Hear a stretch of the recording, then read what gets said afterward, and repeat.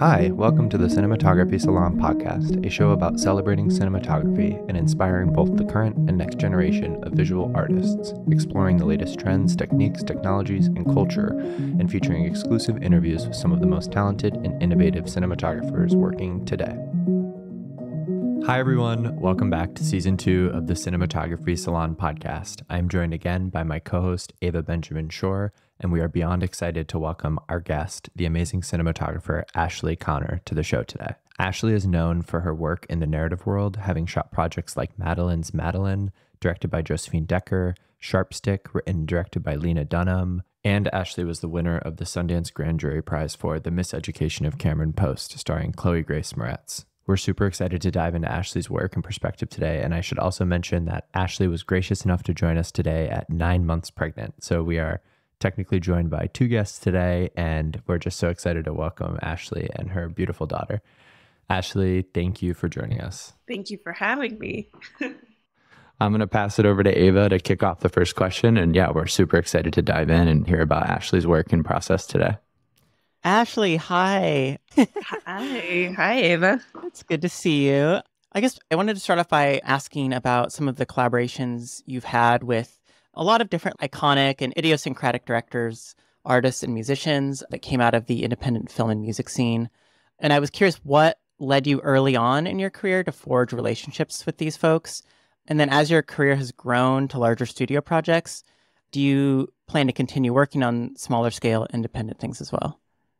I think I came from such a low budget background. I went to film school at the college in upstate New York, where I think there was a heavy emphasis on experimental film and making things on a much smaller, more handmade scale. We didn't have access to the best gear. We didn't have the best lighting, but that actually really benefited me when I graduated because I moved to New York at a time when DSLRs were just being released. And I think my attitude at the time was just like, I'm a one-person show. You can give me DSLR. I will pull my own focus. I will do my own lighting. I will do my own gripping. I kind of came as a package deal. So a lot of my early projects stemmed around that. Like Josephine's first two films were shot on DSLRs. And the first movie, that was Smile and Lovely, I had no crew. And I had one light with a battery pack because there was no electricity except for one house on the property in Mendocino we were shooting at. That was sort of my MO. That's where I started. And my music video work kind of also stemmed from that. I studied experimental film. I love experimental film. I still find that music videos are an opportunity to let me practice my experimentations a lot easier. And so early on, especially with my best friend and collaborator still to this day, Zia Anger, we'd just email musicians that we loved. And we'd say, give us $500 and we'll make you a music video. So that kind of extended into this. I'd babysit for camera packages. We would bake our own, steal our way to making these videos. And they were mainly for small musicians. We weren't emailing somebody inaccessible. We were emailing small musicians that we really loved their work. And that's kind of how we got in with Angel. And yeah, I think for me, it's a marker that I'm really proud of. I didn't have access to nice gear. So this like kind of smaller mentality of working with people who wanted to collaborate and wanted to throw ideas against the wall was a really fertile time for me.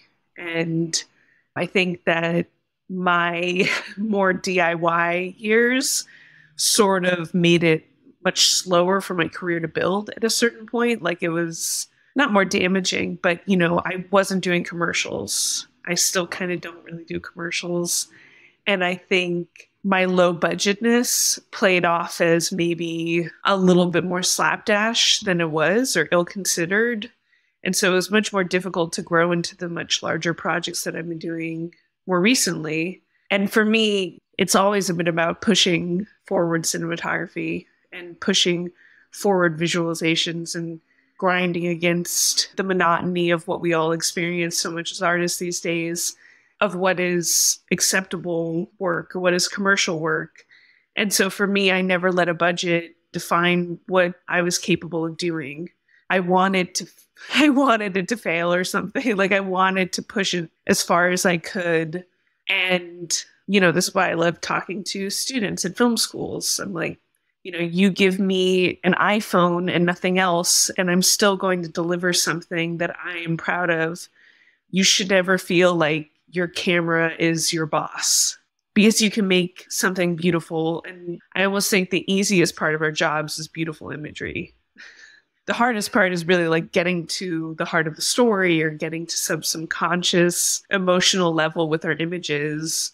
But now, and I think this is sort of part two of your question, is do I want to keep doing low budget?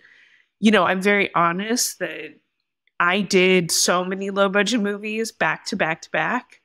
I did so much independent film, and I was still living paycheck to paycheck.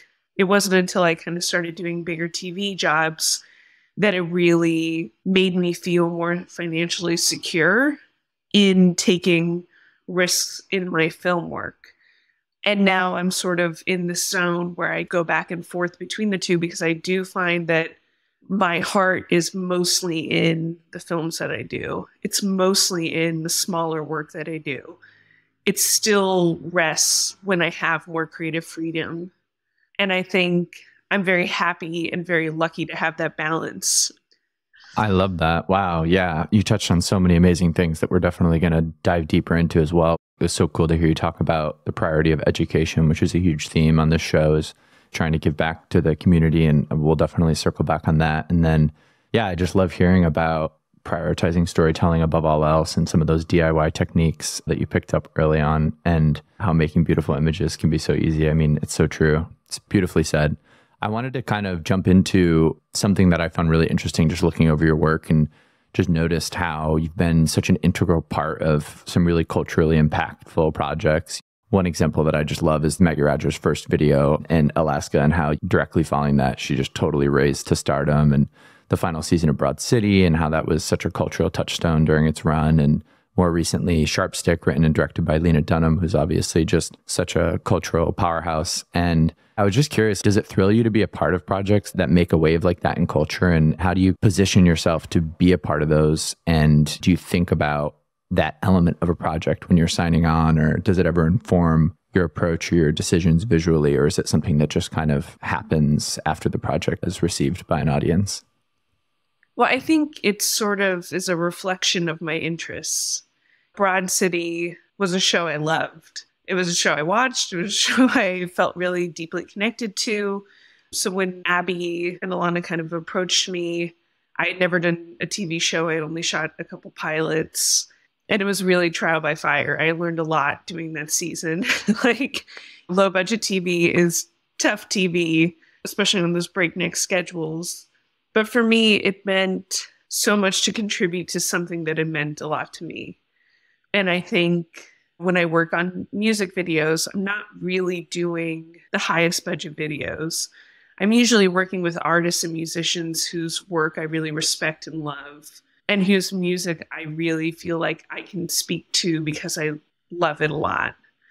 Maggie was so exciting because she had kind of had a viral breakout. And this felt like such a moment. Zia and I collaborate a lot on music videos very closely. But so much of my work, so much of our work together has been about visualizing female representation. And I think especially at a time like now, as we move more towards making progress on what gender means, but like there is a writing of the scales that I feel very strongly about contributing to, which is if we are to acknowledge the male gaze. And I find the concept of the female gaze very complicated and that term to be very limiting. But if we are to say that there's like a yin to yang here, then so much of my work lies in a balancing of what we have traditionally been fed: images of women, images of queer people, images of minorities. How do we as people who make images challenge and speak to that? And so culturally, I don't think I go into anything thinking this is going to touch some people. But to me, if I can speak to that, if I can speak to the undercurrent, if I can tap into something that I think, like my work on the miseducation of Cameron Post, Desiree Akhavan is the director. And at our first meeting, we just kind of got on the same page. We dove right in over a cup of tea.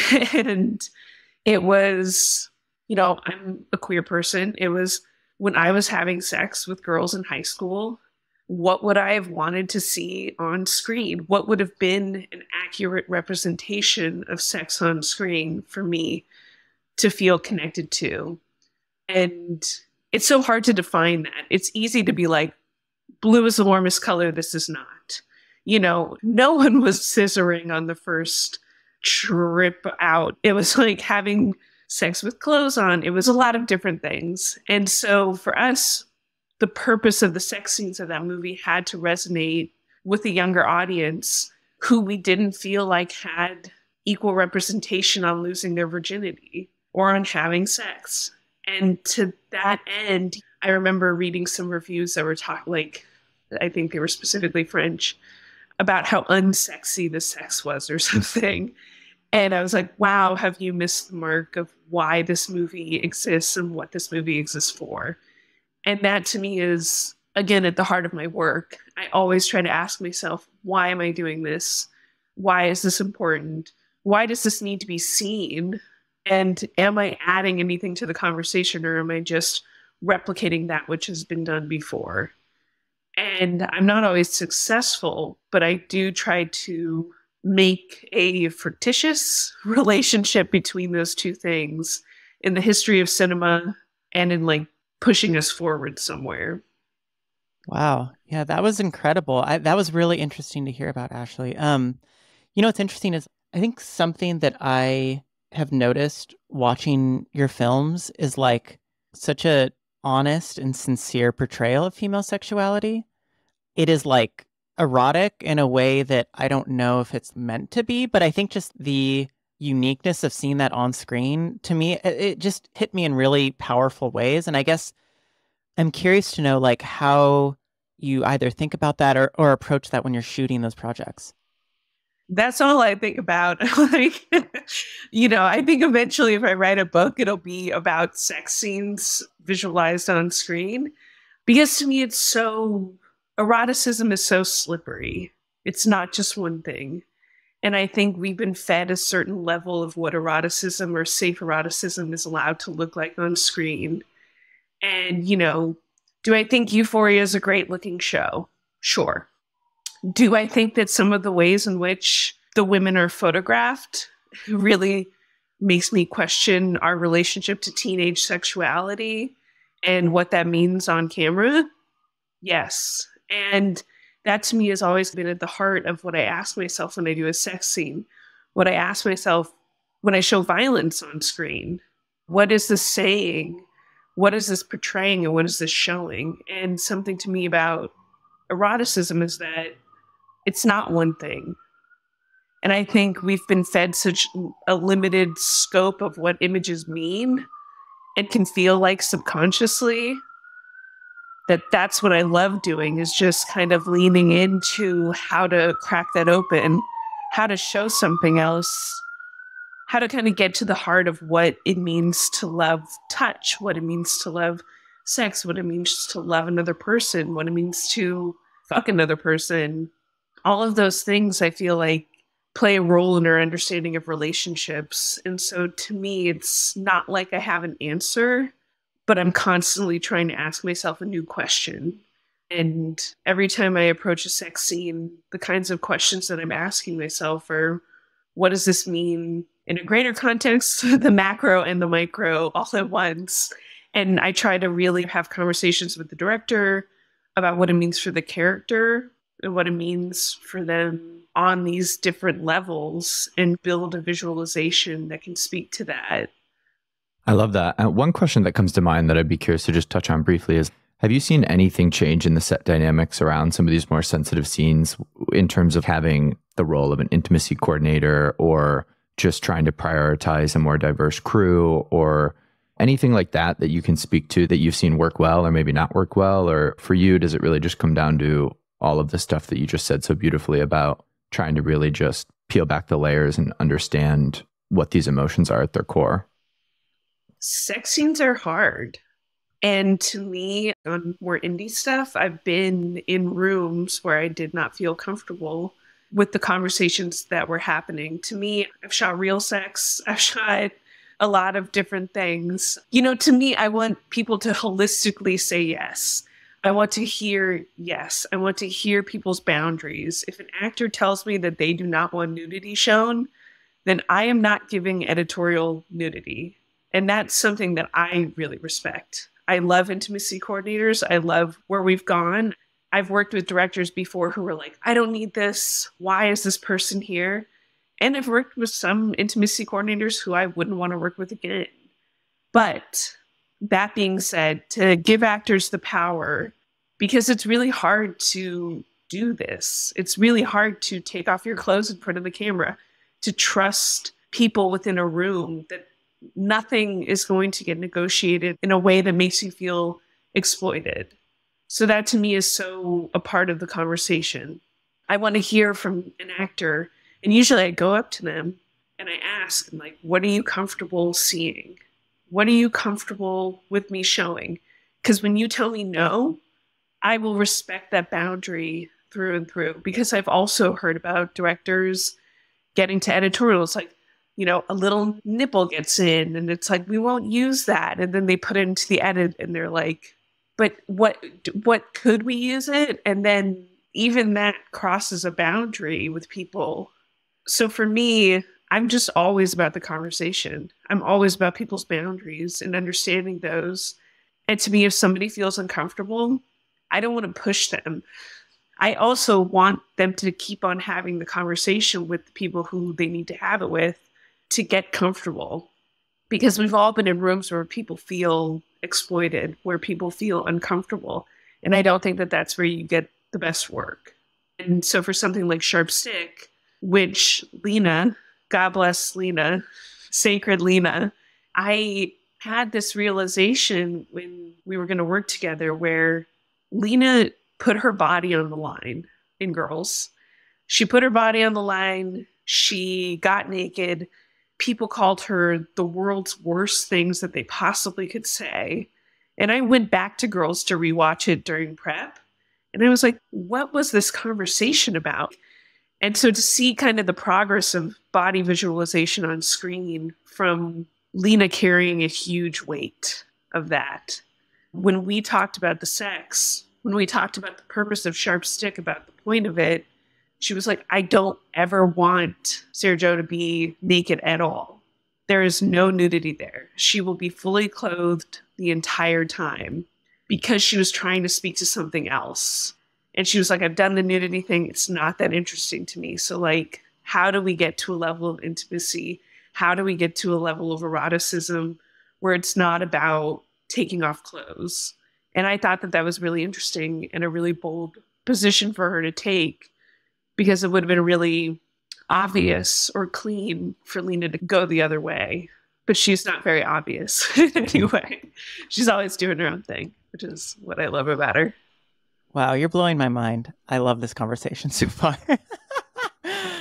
Yeah, you're giving me so much to chew on, and I feel like I could talk about this stuff forever. I'm also kind of like simultaneously curious about some other things that I notice in your work too. Like, I can just tell you're so considered and thoughtful about the people that you work with, the choices that you make, and that's something that I really appreciate hearing about, and I can see it when I watch your work. I feel like I can feel it. So I guess I'm curious to know, like, outside of directors or your main artistic collaborators, what are you looking for in key crew or heads of department? I'm thinking about people you've worked with for a long time, like Danny April, who's a gaffer, now produces, Callie Riley, who's a first AC, Nat Jenks, the colorist.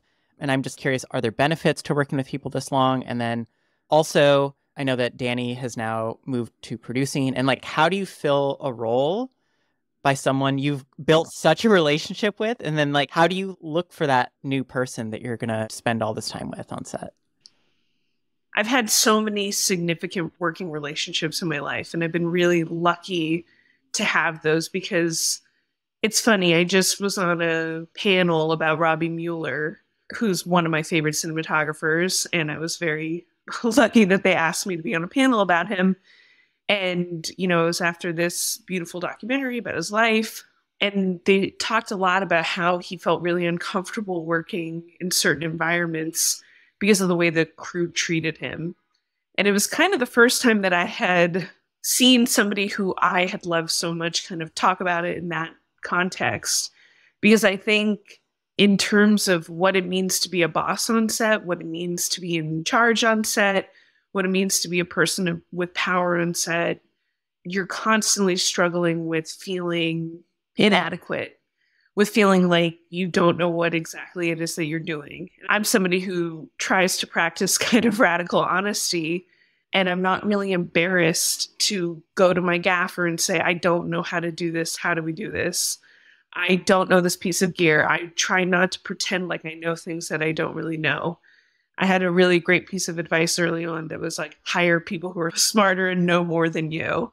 And I try to practice that every time. So for me, when I found this group of collaborators, especially like somebody like Danny, who we did so many projects back to back to back with. Danny is on the first project I ever had a budget for to hire a gaffer. And I was like, what do you do when you hire a gaffer? I don't know. But that relationship was so sacred. And it was so foundational to me growing as a cinematographer. I felt so safe with Danny. And we did incredible work together. I'm still upset that Danny won't gaff for me. It's like still such a heartache, but I'm also proud of him for going forward in a new direction. But it was such a sacred, safe relationship for me to thrive in, for me to feel confident in saying, because I'm somebody who I don't approach lighting all the time traditionally. I'm looking at the schedule of the day and I'm balancing out many different things that I think get lost on some people. Like I'm somebody who respects hours. I'm somebody who respects timeouts. I don't like overtime. I think working a 12-hour day is pretty absurd. And I'm somebody who thinks when you start taking up people's time from lack of planning and lack of ability, you're just killing your crew. That's not to say overtime doesn't have its place, but I really tried to kind of do things that don't interrupt performance that much. But so collaborating with these people, they're people I love. They're people that make me feel safe on set, who respect my work and don't question me when I make a call. And I think I struggled when I joined the union, especially because Danny wasn't gaffing in the union yet, where I had to find new crew. I had to find new collaborators. And it was really scary for me. And I didn't understand how to interview people in the right way to benefit my practice. And it was a very learned skill over time through trial and error. Not that I worked with anybody who was bad. It's just something that I do when I work with directors, and something I talk about is part of my job is getting a director to find their power, especially when I'm working with newer directors. Part of it is I don't mind an education. I don't mind helping. I'm there for blocking. I'm there for it all.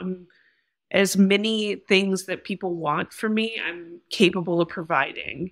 So if I want them to find their power, not all crew feels the same way. So I think that there was just this reverberating feeling that I wasn't performing the role of a DP in the right way.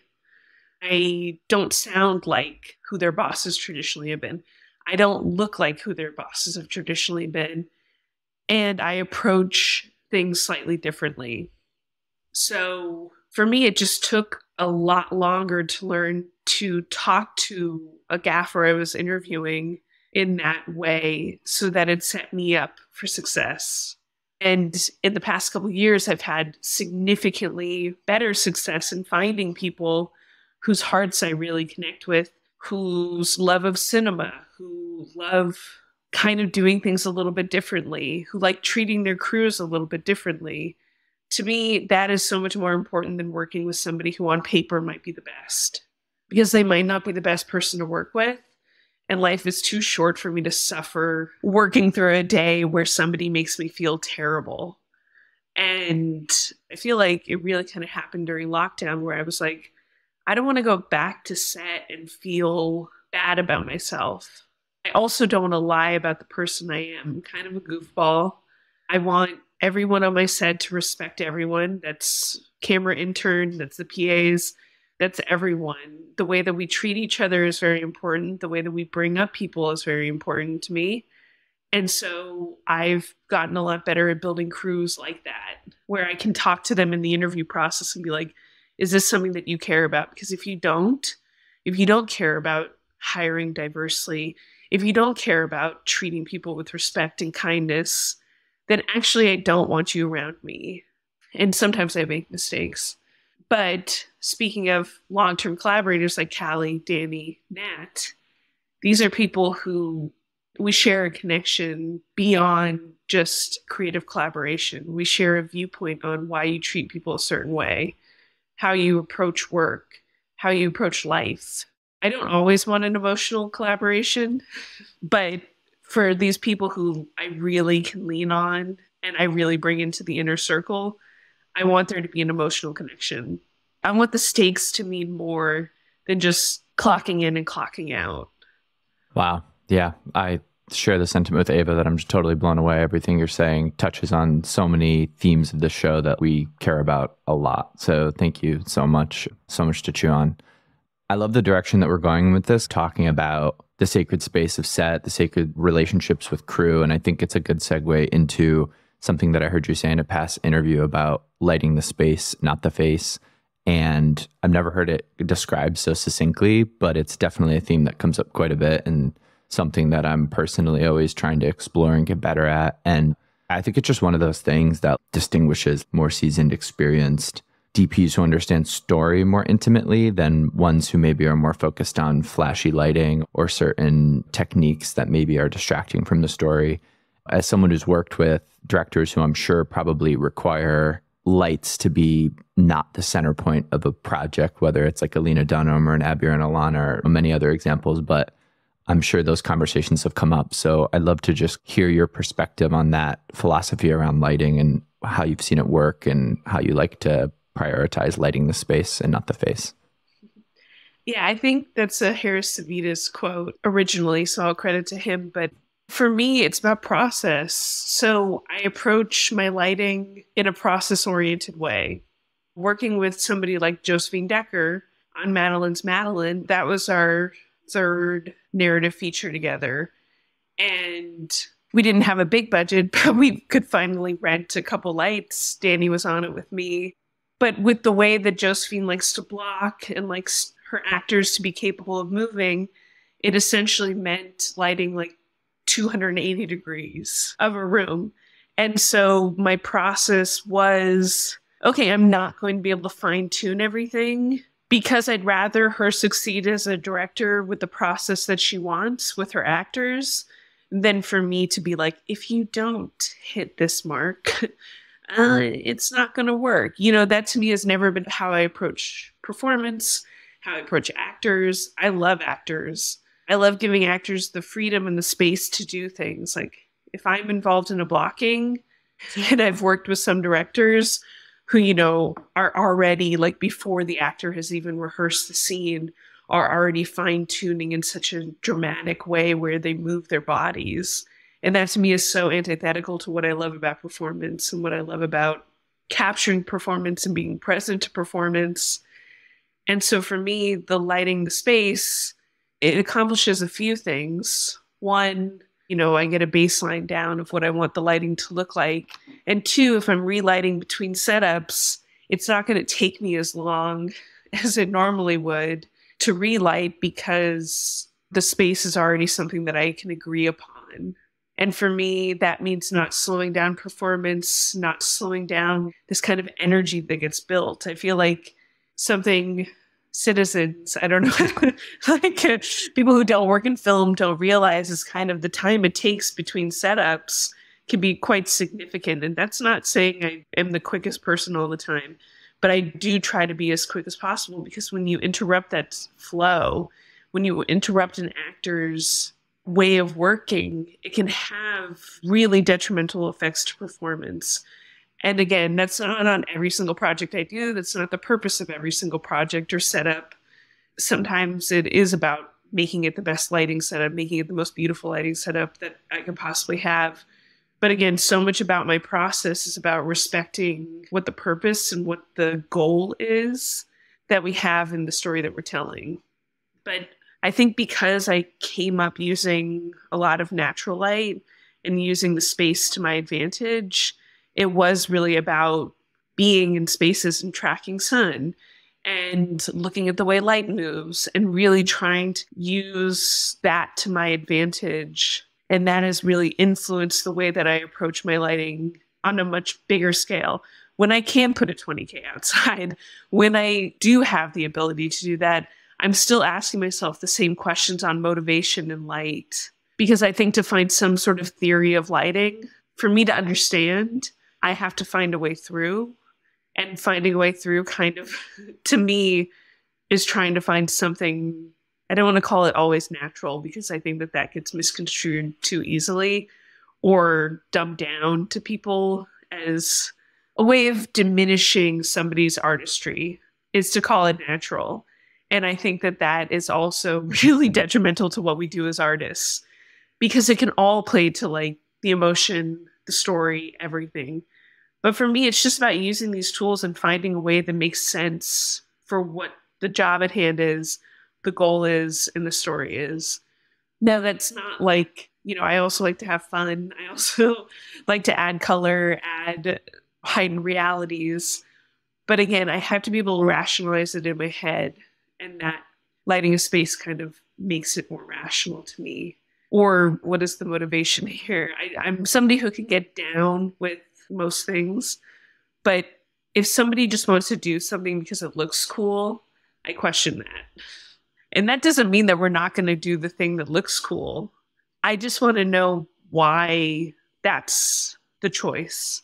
I want to know, because it can't just be the lowest common denominator of doing something in the work. There has to be something more, something fighting against each other.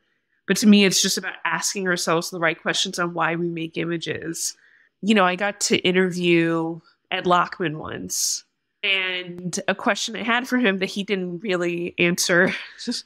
I had such a formative question where I was like, you shot virgin suicides, which culturally speaking, then suddenly gives us like this one type of visualization, like Urban Outfitters campaigns, in such a huge cultural shift to this certain type of visualization. And he was just like, I don't know, I just shot it. And I was like, well, no, but you added something to the conversation at this one specific time that you can see that I was in high school or maybe even younger when I saw virgin suicides. And then I grew into a filmmaker and then I'm shooting like, soft women touching leaves or some shit like that. And I was like, you played such a strong role in this one generation of filmmakers who visualize a certain way. It's like the early aughts of Levi campaigns and the sort of like people running, whatever. Just when you touch on something culturally like that, and this kind of plays into what you were asking earlier, like, what does that mean? And I'm not sure it's something that like you can digest right now, but I felt very safe with the virgin suicides tracking of some sort of visualization that happens, and gets replicated and then repeated and then bastardized. So yeah, I think about the ways our images reverberate through time and what that means. And I guess that's where I'm getting to. We are very excited to announce our partnership with SanDisk through their Relentless Reliability campaign. A big thank you to SanDisk for your support. Their extreme portable solid-state drive is a staple on film sets and a tool that I've come to personally rely on. SanDisk leads in drive and memory card technology, emphasizing not just storage, but everything worth keeping. I love that so much. I also really love what you said about how when the work is sometimes referred to as like naturalistic, how it can kind of be a little bit of a jab. And that's such a complicated thing that it was so cool to hear you speak about, because I think about that sometimes too, and I completely agree. Personally, I'm really inspired when I see someone light home interiors or bedroom interiors, small spaces that are intimate, maybe sometimes nostalgic, and when they're lit and composed and lensed in a beautiful way. And I feel like I see that so much in your work. And it honestly makes so much sense that you're inspired by Robbie Mueller and people like that. I am as well. And I think that's so cool. But yeah, I just wanted to kind of ask you about some of that home interior lighting and where you maybe derive inspiration from for lighting those intimate spaces, and if there's anything specific that you like to employ for those kind of settings. And also, like, what inspires you? Is it more lighting from memory, or is it lighting from specific references for those types of spaces? What kind of sets you on the path to achieving those types of looks? I think for me, I like warmth. I like spaces to have some sort of character to them. And to me, that's a conversation with the production designer. That's a conversation about what the space needs to feel like, what it needs to look like, what practicals are around. I think as DPs raised in a digital environment to some degree, we are very lucky to work with things like LEDs. You know, it does change the lighting game, and it does make certain things much easier, like just taping an LED tube into the ceiling and being capable of adding something has just changed a lot of people's access to gear because it's much cheaper, which is amazing to me. I want people to feel like, again, why I love talking to film students. I'm like, I can show you things that I've lit with a flashlight, and you have access to that. So don't think that just because you don't have something that you cannot effectively make something look good. But my interior lighting, I think it is still a motivation question. It is still, what does the space need to feel like? What does the moment need to feel like? What is the emotional subtext? I think that's a lot of my prep work with directors, especially on my films that I do with them. I'm like, I'm not somebody who's so one-to-one reference building. The way I like to prep is I'm like, you can give me anything. You can give me a book on poetry. You can give me a playlist. We can go to a museum. I'll watch any amount of work with you. I'll watch any amount of work by myself. Anything that you want as a reference, but then we need to find a way to internalize this, make it a part of the fabric of the story that we are telling, and then lose it. Because I think that if you're too steeped in references, you're never going to get away from the reference. So for me, a lot of it is about feeling. A lot of it is about emotions. A lot of it is just kind of asking those questions of like, how should this feel here? And it is abstract. The more abstract, the better to me. You know, I love asking directors, how do you want your film to feel? And that to me is such a beautiful place to push and pull references and to talk about the why and to talk about the script in this way so that when we get on set, I can emotionally track what the movie is trying to do.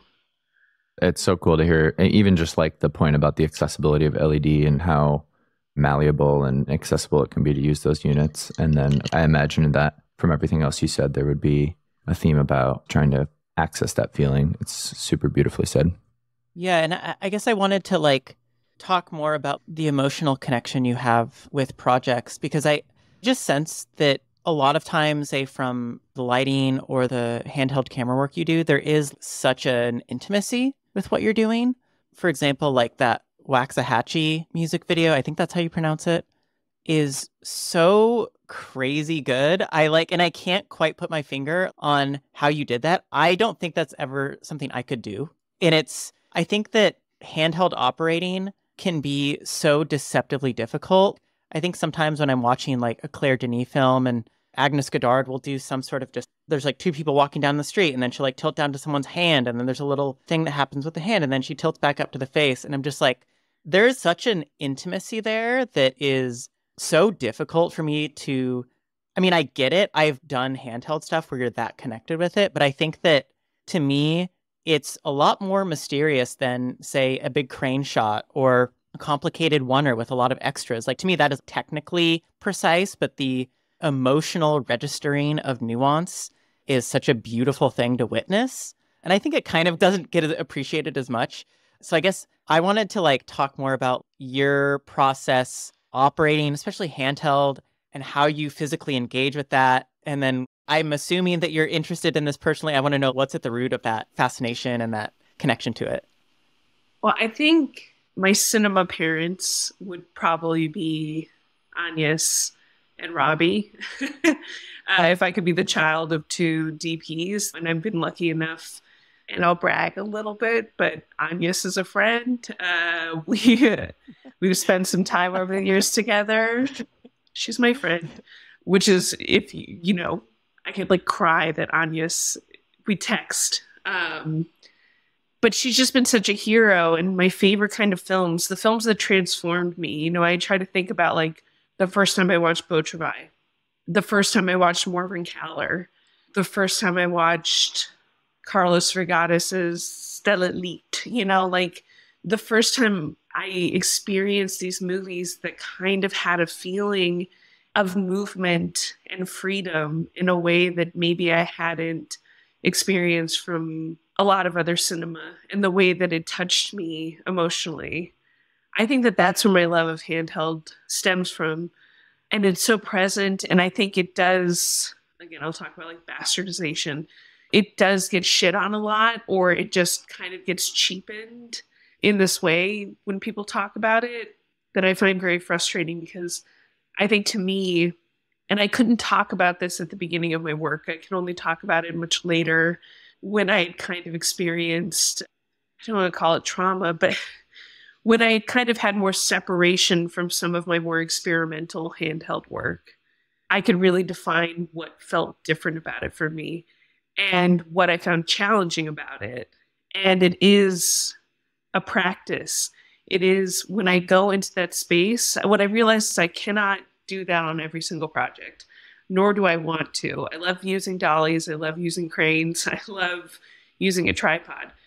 But when I signed up to do one of the projects that I'm more emotionally connected with, and the director wants more of my handheld work, I am bringing a part of myself to the process that is sacred, that is very vulnerable for me.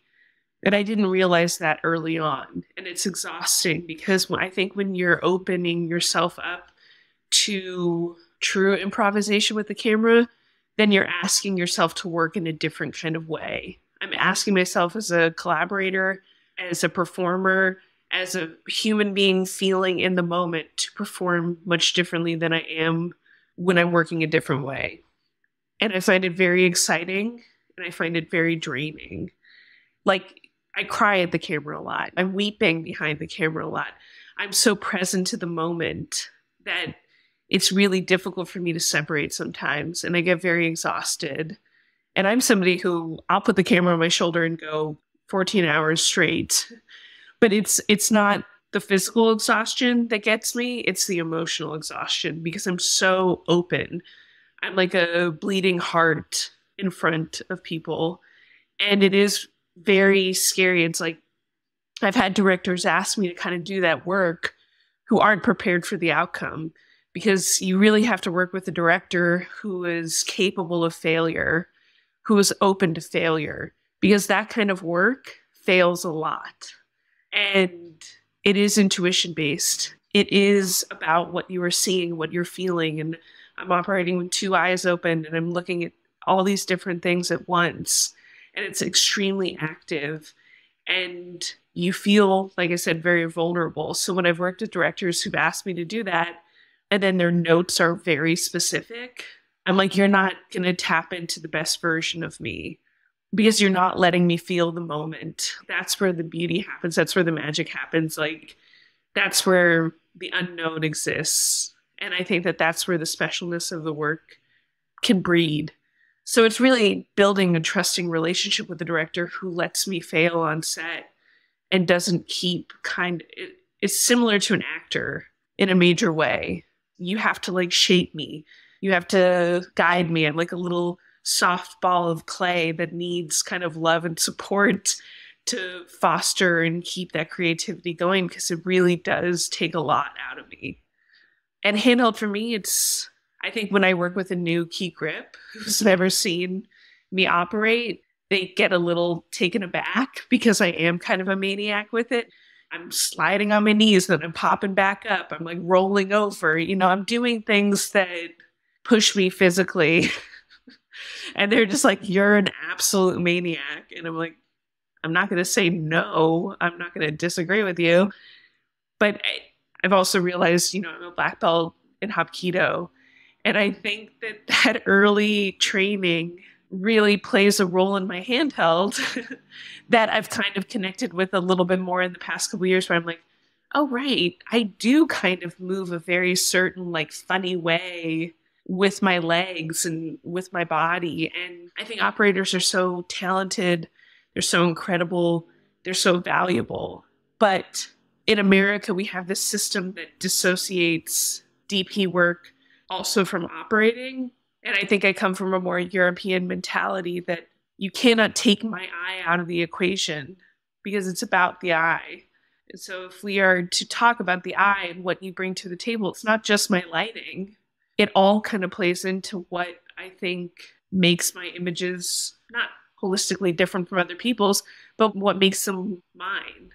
And sometimes the conversation can add to a shot and can really benefit me in a lot of ways. And sometimes it takes away this one thing that I'm searching for in images that cannot be explicated simply.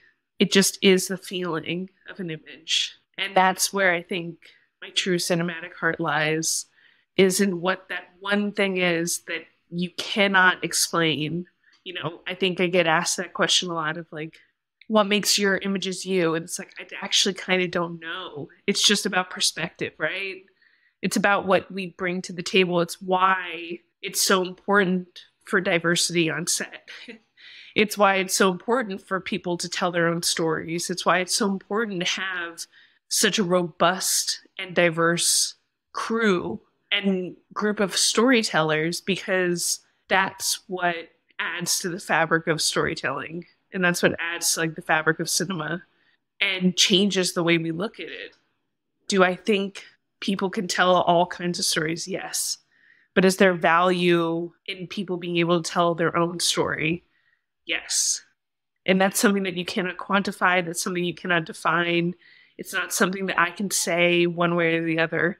It just adds value because I believe in perspective. I believe in personal visualization. And I believe that that has value in how we continue to evolve in our storytelling. This kind of leads into something I've been thinking about lately. And I feel like as I've grown more into my own work and become familiar with my own process and what I like, I've noticed this thing where I've like, after I've seen the end product of something I've worked on that I felt very intimately connected to me, if I can still watch something I've worked on, say it's like a narrative project, like a feature or a short, and I have a strong emotional reaction to that project after it's done, even though I know all the mechanics of it, to me, that is a sign that I've done something right. And I don't know if that's just because, oh, I like this project regardless because I took it and I'm working on it. So I guess I'm kind of curious personally to know if you feel strongly when you're watching the things that you've worked on, like how do you know if you've been successful at what you set out to do? It is so emotional. I call filmmaking or movie making, it's like keeping a diary of your life. I can track where I was emotionally, where I was in my life, what I was interested in, who I was fucking, who I wasn't fucking, what heartbreak I was going through, what joy I was going through, all like this diary of my life of filmmaking. And I can look at it like this living diary. And so revisiting certain projects, it's so emotional to think of where I was when I was making it. And I cannot separate the person I was from what I'm watching. And to me, it is very emotional. It's like I had this movie come out this year, Polite Society, and it's a movie about a young girl who wants to be a stunt woman, and she's trying to get her sister out of an arranged marriage, and it's martial arts related. It's all these things. And I felt like it was the culmination of a lot of practices coming together for me, kind of my bigger budget things and sort of a bit of my experimental, a bit of my history. And when we shot the final shot of the movie, which was like a collaborative effort between me and the director, the Manzoor, the way that the ending was written was like, you get to see her on her cell phone do this kick that she's been trying to get the whole entire time. And I was like, what if she just kicks the camera? I'll be the camera and like I'll go flying. And it was so stupid. It's so obvious, whatever. But it just works. And it's emotional. And the part just works. And the part sings. And like, it's coming off of the sister relationship. And I tell you, every single time I watch the end of the movie, I tear up a little bit. Like, I can't not, because it makes me very emotional and very happy to watch it. So to me, that's when the beauty of all these things kind of come flooding back. Again, it plays into why it's important that we tell stories in our way, because it is personal. If I'm not feeling personally connected to it, I know that I didn't care that much. So for me, it is all these projects, when you get to revisit them, especially with some time apart away from them, what a beautiful experience to get to feel those emotions again, to get to feel proud of yourself, or to get to see a younger version of yourself. And I had a very rare experience of making Zia Anger's first film, called My First Film. We shot it about a year ago, and the project is a bit meta, a bit of a mindfuck, but we shot a movie in our early 20s together. She edited the movie. No one wanted it. Everyone rejected it. It was like a big, painful, traumatic part of our lives. She made a performance about the making of the film and where she was in her life and what was happening emotionally. She toured that around and then adapted the performance back into a film. And last year we shot the film. So someone is playing me in the movie, or a version of me in the movie. I'm reliving the memories. I'm reliving the experiences. I'm like reperforming the experiences. I'm speaking to footage that I shot when I was 23. I'm looking at footage I shot when I was 23, and I'm doing the exact same thing. And I just see my eye, how it has developed and how it has stayed the exact same. And I was really lucky to be in therapy during this process to kind of unpack what this meant emotionally to me. I mean, obviously, that's such a unique example that I'm not sure many people get to explore within their work. But it was so emotional for me to like re-experience myself as a 23-year-old person shooting a movie and kind of be in conversation with a younger version of myself. You know, it brought out a lot of emotions. I'm also watching scenes where I'm watching somebody play me and get upset, and then we're all crying and we're all it was a lot, and it was kind of everything that I wanted. And in a year where the strikes have really slowed down our work, it's very important to strike. It's very important to like stand behind our fellow union members and film crew members from top to bottom. It's very important to do that. But I've also seen so many below the line people suffer. And that's also been really difficult. You know, it's been a very difficult year to not have work. So I'm really grateful that that was my last creative project, like massive, bigger creative project, to kind of think on that and to have time and space to process. So interesting. Wow. I mean, it's fascinating to hear like Ava's question about seeing yourself in the work and that emotional reaction. And then for you to have such a specific example of that with this recent project is just really interesting. So Ashley, on this show in the past, we've had whole episodes about kind of mental health and how to achieve longevity in our field, which is often just super rigorous and physically demanding and a stressful job for cinematographers. And we'd love to hear if you have any advice or techniques or things that you've done that could help upcoming cinematographers who are trying to carve out space for themselves in the industry, and any advice you can offer about physical well-being on set and self-preservation in general. I think it's a process I'm still learning about. It's a process I'm still attuning myself to, because I think our work is so demanding. Our work is physically demanding. It's detrimental to our personal relationships. It can be detrimental to self. Imposter syndrome is a real thing that a lot of people feel, from the biggest stars to everyone. And I think what I've realized in the past couple of years, I actually do think that lockdown really shook a lot of us out of our routine into really slowing down and having to look inward. And it's something that I talk about in I Love Therapy. I'll talk about therapy all day. Shout out to my therapist. But I think it's something that fundamentally changed me as a person. And I don't understand how it couldn't have changed other people. I think there are people who I've seen who haven't really evolved. And I went so inward. I went so deep into what makes us humans, what makes us have empathy, what makes us people who care about our neighbor, and what that means in the grand scheme of things to like the smallest actions that we bring to our lives. Again, I look at filmmaking not in terms of the specificity of filmmaking, but again, as like a human act.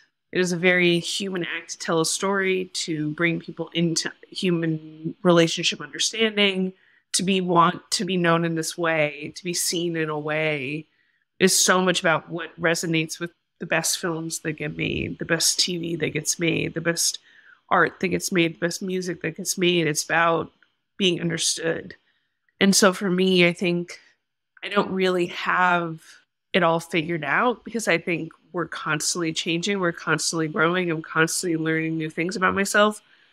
And Octavia Butler said it best, change is God. And I think what I encourage younger people to do is just be honest with yourself, set boundaries. What that boundary is written in sand. It's not written in concrete. It can change on every single project.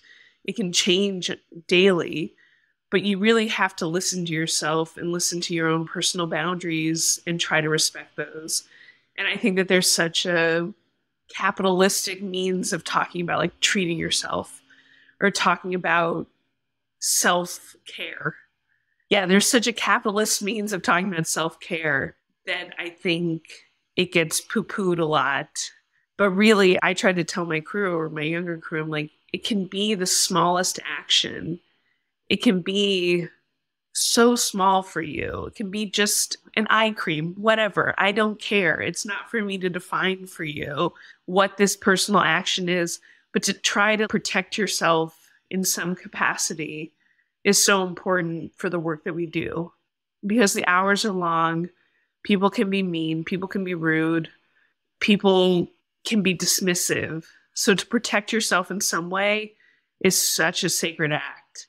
And that is what I encourage. I'm like, I love therapy. I love everything. But more than anything, you have to find space for yourself to exist and be yourself, I guess. Beautiful. You know, this is kind of interesting to me because I think that honesty and being yourself is kind of a deceptive and slippery thing to try and pin down. As you guys know, I'm trans, and I think when I was a teenager, I was like, I just need to be myself. And the definition of that to me at the time was, well, I just need to accept that I'm male. I'm just like a fucked up guy. Like that's kind of what my like self-narrative was. And I feel like honesty is not something I try and pursue, but it's more like the things that I think are most interesting to try and express through art are the things that you feel like you will take to your grave. The things that you don't want to tell anyone. Because I think that even after I transitioned, I was like, I know everything about myself. I've got this all covered. And then I took mushrooms one day, and then I just accessed something I was not expecting. So I'm curious to know, when you're working on a project as a DP, or I know that you've also directed, are there things that you intellectualize that you're expressing, or are they just deep-seated feelings? I think it's both. And I think as people who've experienced trauma, as people who've experienced pain, as people who've hidden things or lied about things or grown into different versions of ourselves, you're constantly trying to do things that you feel can protect yourself. And sometimes it's only with separation that you can look back and be like, yes, my honest self was saying I was like happy being a boy, but now I can look back and say, no, that was a defense mechanism that I needed at the time in order to protect myself against probably pain that I was feeling from others, pain I was feeling in self. You know, we build these protective mechanisms that help us get through life. So we have to be open to renegotiating the past again, my therapist, hang on. One thing they said to me that really I think about daily, I think about on set, I think about on everything, which is just like if therapy's only goal is to take your past selves and bring them up to the present so that they can live with yourself now to like heal that part of you, then that's a pretty good goal. We can't protect against what the future means or our relationships to ourselves in the future. But if we can just heal the past and like talk to ourselves as a friend and find space to be a friend to our past self, that is where I think healing lies. That's where I think we can be open to change. We can be open to a different version of ourselves in the future. And I think our work, again, we're not people who I think are making work just as a capitalistic means.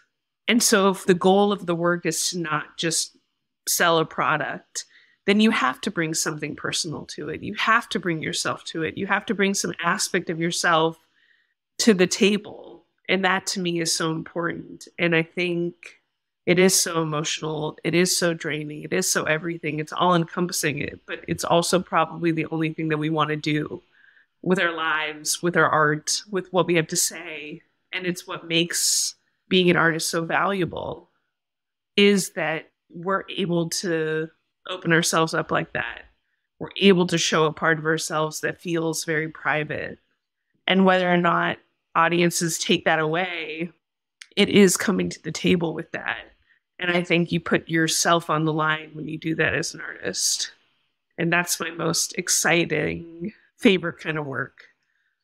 Ashley, you've spoken a bit in this conversation about mentors of your own, as well as you being a mentor to others. And yeah, it's something that we're obviously trying to chase on this show in a major way, this kind of idea of educating ourselves as a means to educate others. And I'd love to just hear a little bit about your relationship to education in our industry, whether it be ways that you've benefited from people helping you along the way or initiatives that you take on to help others. If you could just speak to that a little bit, we'd love to hear your perspective on that.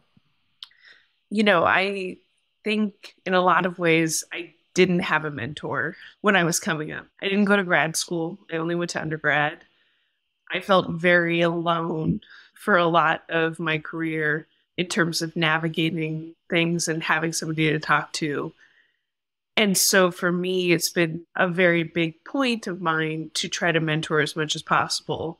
And I try to demystify as much as possible. I try to talk at schools as much as possible because I think there's an aspect of the industry that seems so abstract and scary. And also everybody wants to know like an algorithm to figure something out. And I just don't think that that's how it works. I think that there are extremely talented DPs who aren't getting the kinds of jobs they deserve. I think that there are DPs who I think are like replicating monsters who get a lot of work. So I wish that I had some formula to give to somebody to say, this is it. This is what makes you successful.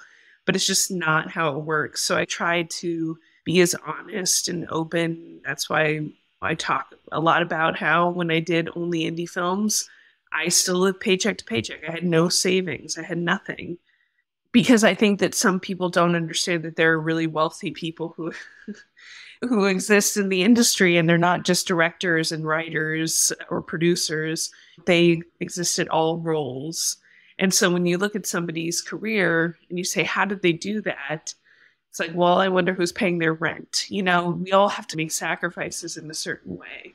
So I try to talk to as many different kinds of students as I can, be realistic about what it means. And, you know, I made ballet workout videos for years. And that's what sustained me to be able to go shoot independent films that were not paying me any money. But I practice now that if you crew for me, if you work for me, you get paid. If you come and you learn from me, I try to get you paid. Like on Broad City, I was able to have an internship program where every week we had a new young woman or minority come in and stay with us. And their goal was to not just get us coffee. I was like, you should just be asking everybody questions. And it didn't have to be camera related. I was like, you can just see how a set works because script supervisor has a very important position that you probably might not have heard all about at film school. Just to, again, demystify what it means to be on set. And that was a really great thing that the producers let me do, and they paid all the people who came in. Now, COVID started and it became much harder. You couldn't have like a rotating person. So I built longer relationships with people who would come in and camera intern. And that to me is me taking my crew out to lunch. That's them asking me any question, me saying, I'll answer anything to you. That's me being on set and saying, if you ever see me do something and you want to come ask me a question, come ask me. I will tell you if I do not have time to answer it in that moment, and I will come back to you. But just a more active relationship. And, it's really difficult to kind of work and sustain this kind of mentorship all the time. But I try to, as much as I can, to give in the moment, to give my time, to go meet people for coffee, to go have personalized conversations, because I think I didn't have that. And it's something I craved so much. And it was something that I wanted. And I do think times are changing, but I think when I was coming up, there was such a scarcity of diversity on set. There was such a scarcity of women on set that it felt very competitive between everybody. It did not feel like a community. It felt like we were all up for the same jobs. If we were of a certain level, we were all going after the same jobs. We were all put in the same rooms. It was highly competitive and didn't foster a lot of friendship.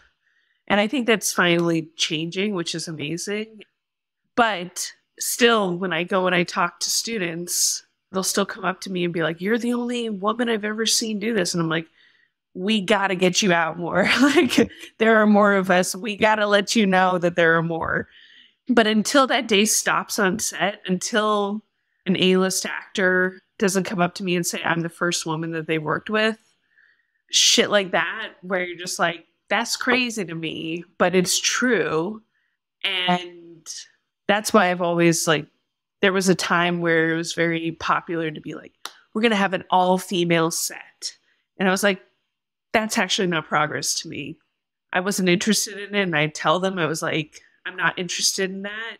What I'm interested in is having all types of people working together.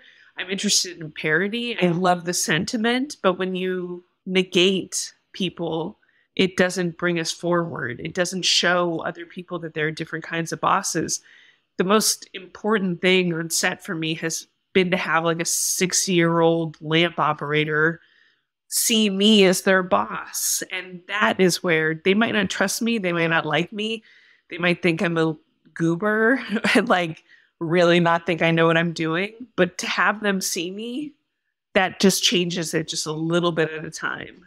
And so that's why I try to give it back as much as possible, because I think to feel like you have no one to look up to is really isolating. And it's isolating for young people to not feel like they have somebody to look up to. And that's why visibility matters. That's why even you talking about being trans matters. Even though that's so personal for you to share, for somebody who's young and trans to hear that, it changes their lives. Because I know how it changed my life when I saw Agnes's work for the first time, when I saw Ellen Kuris's work for the first time. I know what this meant to me. I know it meant that I could do what I wanted to do. And I think that that's why education is super important. I totally agree with you. I remember when I was reading the ASC magazine growing up, it would be like once every 3 issues, there would be a woman in it. And I'd get so excited.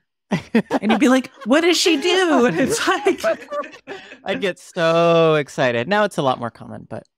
Well, talking about my pregnancy, it was this thing that when I got pregnant, I was like, who the fuck do I talk to? You don't want the conversation to just be about how you're a woman, to just be about how you're pregnant, to just be about how you're queer or trans. You don't want that to be the beginning and the end of a fucking conversation. But I was like, actually, how do pregnant people do it? And I reached out to Rachel Morrison. I was like, you get down in a way with handheld operating in the same way that I do. Can you give me some advice? At the time, I was supposed to go shoot a movie in England, and it would have been 6 months of the pregnancy. and I would have gone very late into it. And Rachel was just like, you can do anything you want to do. Yeah, your body might tell you no, but like if you're feeling good, you're going to be able to keep going. And it just gave me the power. I was still handheld at 8 months when I did a commercial for a hospital and didn't tell them I was that pregnant, but I was a little bit like, YOLO, if I'm going to go into labor, at least I'm at a hospital. But you can do it. It's just people are so afraid of talking about it. And people are so afraid of saying the thing. And it does open you up to such a vulnerable place. But that's why I eventually talked about it online. Because I was just like, it's just about seeing. Because the more that you see it being done, the more it can be done. Yeah. Yeah. All right. I have one more question. It's an extremely important one. What is the first Criterion Collection film you're going to show your newborn child? That's a really good question. It's funny. Little brag. I got into BAFTA this year, which was very cool. And when it was happening, I was like, oh my God, this is going to save my life at the end of the year because now I can watch every movie from home because I won't be going to the theater for the next who knows how long. To watch movies while pregnant is crazy because the baby moves so much. So it's like when I saw Killers of the Flower Moon, it's just like the drum beat and she's in there like rocking out. And I'm like, this is a full fucking body experience that I am having right now. But to me, sharing work is so sacred, right? So I'm not sure I'll say what it'll be right now, but it'll be something that I truly love. Something that I want her to listen to. Like, I'm looking at the Anya Svarda box set. It'll probably be one of those, like just something that kind of means something emotionally to me. Because I remember babysitting and I remember taking kids to movies and what that meant. And it seemed like the biggest thing. And the parents would always be like, we don't care. It's their first movie at the theaters. And I was like, what are you talking about? You don't care. I'm taking your child to see Shrek 2 in theaters and you don't care? To me, it was such a huge decision. But now we've talked about it where it's like, I want the Jean Paul films. I want these different kinds of films to show the child because they cannot be raised on Coco Melon. Like they're going to see Coco Melon and they're going to see the crazy things. But to have a kid who can have patience and watch longer form work or something like that. And screen time will be a question in the household, very purposeful screen time. I don't know if the question was a joke, but I take it very serious. It is like something we have talked about a lot. That's just, what can you show a kid? You can show them Chaplin. Like you can show them a lot of really fun, heavier work and just kind of train them to like the kinds of movies that you like. And there were families that I babysat for when I first moved to New York who did that with their kids. And we'd sit there and watch La Strada. And I was like, this is very cool that you just are sitting here watching La Strada with me. Your parents are very cool. Like that starts at birth. You got to train them young. Get them on the Criterion. Maybe I'll make her watch one of my own. I'll prince it, I'm only showing her my own movie. That would make a psychotic child if I only showed them like Madeline's Madeline in a, yeah, no. Yeah. Can't do that. Ashley, you're the best. Holy shit. Literally the best. Thank you guys for having me. This was so fun. And again, like I'm due next Friday. So we'll do, she could keep cooking for longer, but it's so nice. Thank you for having me. Ashley, thank you so much. I'm literally so honored to have you on our show. And I also have to give credit to Ava for suggesting you as a guest and reaching out. And you saying yes means the world, the vulnerability, the sort of bravery of some of the stuff you talked about, and the wisdom. And I'm such a huge fan of your work. So inspired by this conversation. I think a lot of other people will be as well. Yeah. Thank you, both of you, so much for this. I really appreciate it.